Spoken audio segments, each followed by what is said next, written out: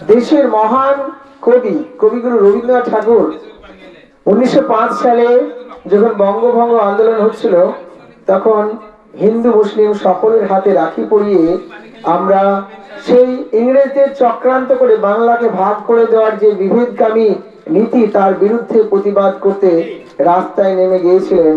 বাংলার মাটি, বাংলার জল, বাংলার বায়ু, বাংলার ফল, পূর্ণ হোক, পূর্ণ হোক হে ভগবান।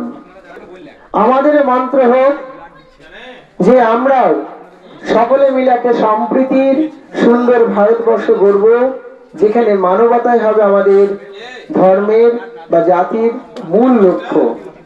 এবং আজকে এখানে যে রক্তদান শিবির হচ্ছে, সেই রক্তদান শিবিরে আমরা জানি যে রক্তদান জীবনদান, সেই সাথে আমরা যুক্ত করেছি গাছ লাগান প্রাণ বাঁচান। রক্তদান জীবনদান, গাছ লাগান প্রাণ বাঁচান। কেন?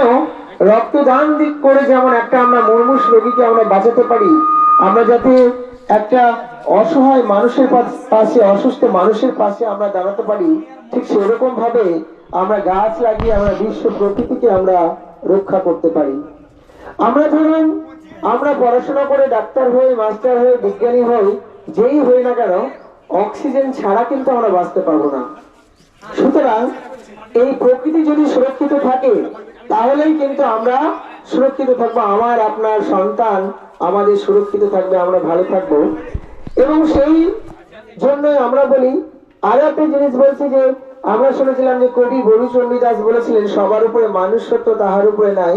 কিন্তু আমরা সেই মানুষরা নিজেকে সত্য না ভেবে শক্তিশালী ভেবে নিয়েছি, এবং সেই শক্তিশালী প্রমাণ করতে গিয়ে কি করছি, আজকে যখন কোভিড মহামারীতে এত অসংখ্য লক্ষ লক্ষ কোটি কোটি মানুষ মারা গেছে, আমরা দেখতে পাচ্ছি পৃথিবীর বিভিন্ন প্রান্তে যুদ্ধ লেগেছে, ইসরায়েল প্যালেস্টাইন থেকে শুরু করে বিভিন্ন প্রান্তে যুদ্ধ করে আমরা মানুষ মারছে। আচ্ছা, আমরা কি বোকা বলুন তো? এমনকি দেখেছি যে পশুরা নিজেদের মধ্যে যুদ্ধ করে নিজেদেরকে মারছে খুব কম। সুতরাং মানুষই একমাত্র প্রাণী যারা কিন্তু নিজেদের মধ্যে লড়াই করে নিজেদেরকেই মারে। আমাদের এর থেকে শিক্ষা নেওয়া উচিত।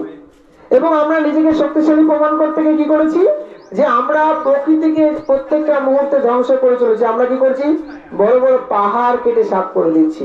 আমরা কি করছি, নদী সমুদ্র সব কিছু ভরাট করে দিচ্ছি, আমরা পুকুর ভরাট করে দিচ্ছি, আমরা গাছ কেটে ফেলছি, আমরা পশু পাখির ঘর কেড়ে নিচ্ছি।